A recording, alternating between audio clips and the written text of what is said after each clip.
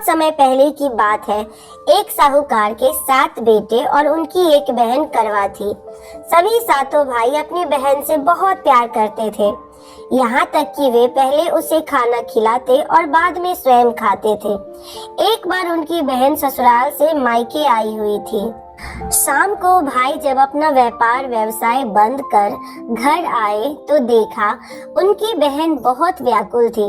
सभी भाई खाना खाने बैठे और अपनी बहन से भी खाने का आग्रह करने लगे, लेकिन बहन ने बताया कि उसका आज करवा चौथ का निर्जला व्रत है और वे खाना सिर्फ चंद्रमा को देखकर उसे अर्घ देकर ही खा सकती है। क्योंकि चंद्रमा अभी तक नहीं निकला है, इसीलिए वे भूख प्यास से व्याकुल हो उठी है। सबसे छोटे भाई को अपनी बहन की हालत देखी नहीं जाती और वे दूर पीपल के पेड़ पर एक दीपक जलाकर चलनी की ओट में रख देता है। दूर से देखने पर वे ऐसा प्रतीत होता है कि जैसे चतुर्थी का चांद उदित हो रहा हो।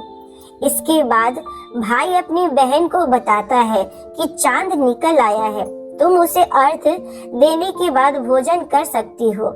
बहन खुशी के मारे सीढ़ियों पर चढ़कर चांद को देखती है, उसे अर्घ देकर खाना खाने बैठती है। वे पहला टुकड़ा मुंह में डालती है तो उसे छींक आ जाती है और दूसरा टुकड़ा डालती है तो उसमें बाल निकल आता है और जैसे ही तीसरा टुकड़ा मुंह में डालने की कोशिश करती है तो उसके पति का मृत्यु का समाचार उसे मिलता है और वे बौखला जाती है।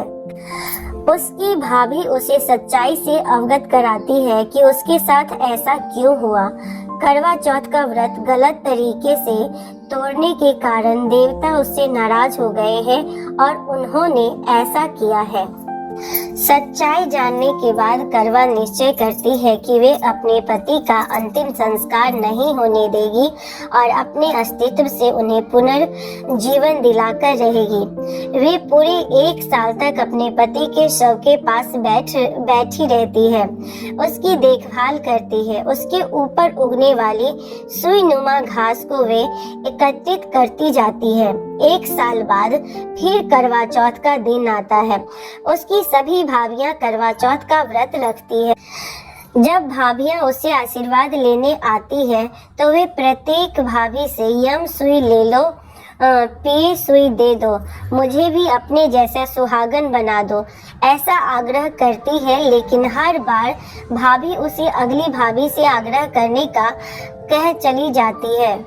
इस प्रकार जब 6ठे नंबर की भाभी आती है तो करवा उससे भी यही बात दोहराती है।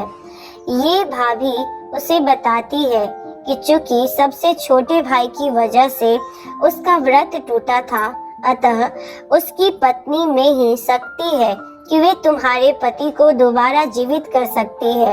इसीलिए जब वे आए तो तुम उसे पकड़ लेना और जब तक वे तुम्हारे पति को जिंदा न कर दे उसे नहीं छोड़ना। ऐसा कहकर वे चली जाती है।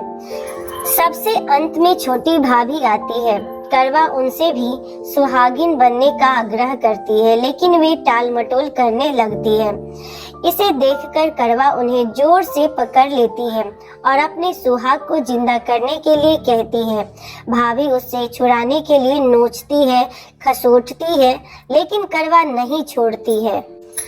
अंत में उसकी तपस्या को देख भाभी पसीज जाती है और अपनी छोटी उंगली को चीरकर उसमें से अमृत उसके पति के मुंह में डाल देती है। करवा का पति तुरंत श्री गणेश कहते हुए उठ बैठता है। इस प्रकार प्रभु कृपा से उसकी छोटी भाभी के माध्यम से करवा को अपना सुहाग वापस मिल जाता है। हे श्री गणेश, माँ गौरी, जिस प्रकार करवा को चिर सुहागन का वरदान आपसे मिला है वैसे ही सब सुहागन को मिले। करवा चौथ दूसरी कथा। एक बार पांडु पुत्र अर्जुन तपस्या करने नीलगिरी नामक पर्वत पर गए। इधर द्रौपदी बहुत परेशान थी।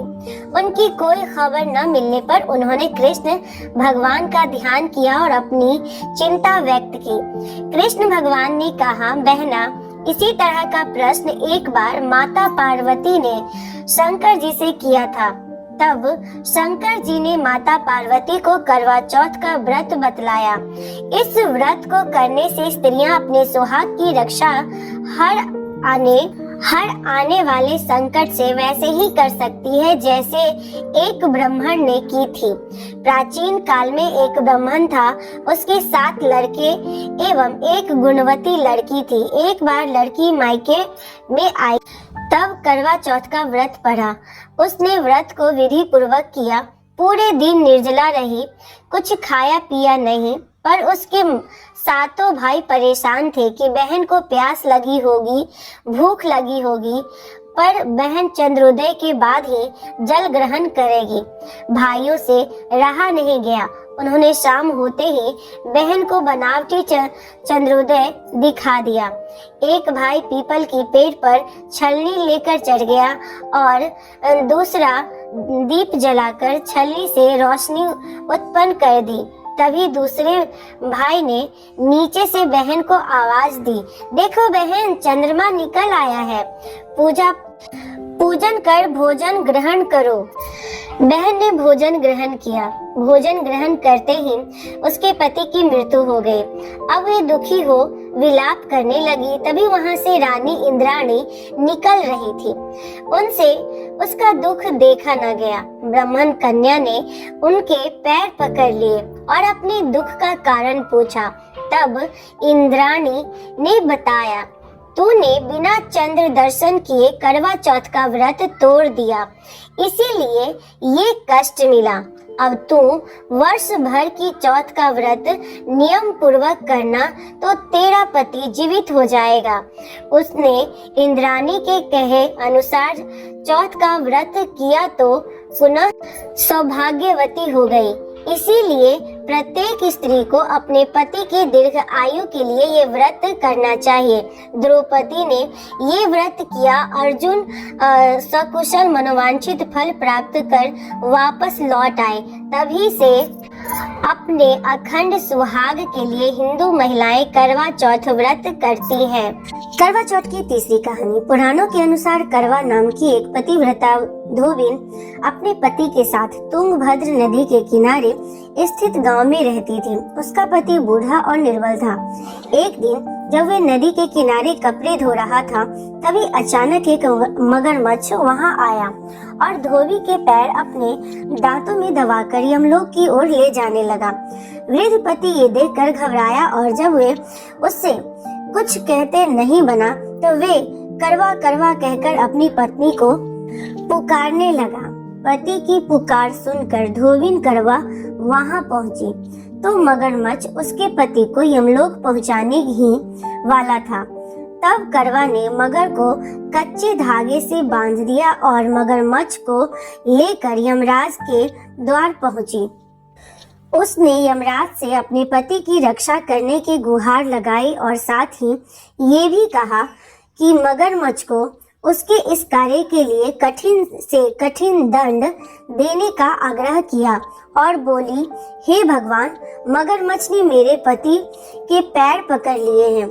आप मगरमच्छ को इस अपराध के दंड स्वरूप नरक भेज दे। करवा की पुकार सुनकर यमराज ने कहा, अभी मगर की आयु शेष है, मैं उसे अभी यमलोक नहीं भेज सकता। इस पर करवा ने कहा, अगर आपने मेरे पति को बचाने में मेरी सहायता नहीं की तो मैं आपको श्राप दूंगी और नष्ट कर दूंगी। करवा का साहस देख यमराज भी डर गए और मगर को यमपुरी भेज दिया। साथ ही करवा के पति को दीर्घ आयु होने का वरदान दिया। तब से कार्तिक कृष्ण पक्ष की चतुर्थी को करवा चौथ का व्रत प्रचलन में आया, जिसे इस आधुनिक युग में भी महिलाएं अपने पूरी भक्ति भाव के साथ करती हैं और भगवान से अपने पति की लंबी उम्र की कामना करती हैं। करवा चौथ की चौथी कथा। इस कथा का सार ये है कि शाक प्रस्थ पूर्व वेद धर्मा ब्राह्मण की विवाहिता पुत्री वीरावती ने करवा चौथ का व्रत किया था। नियमानुसार उसे चंद्रोदय के बाद भोजन करना था, परंतु उससे भूख नहीं सही गई और वे व्याकुल हो उठी। उसके भाइयों से अपनी बहन की व्याकुलता देखी नहीं गई और उन्होंने पीपल की आड़ में आतिशबाजी का सुंदर प्रकाश फैलाकर चंद्रोदय दिखा दिया और वीरावती को भोजन करा दिया।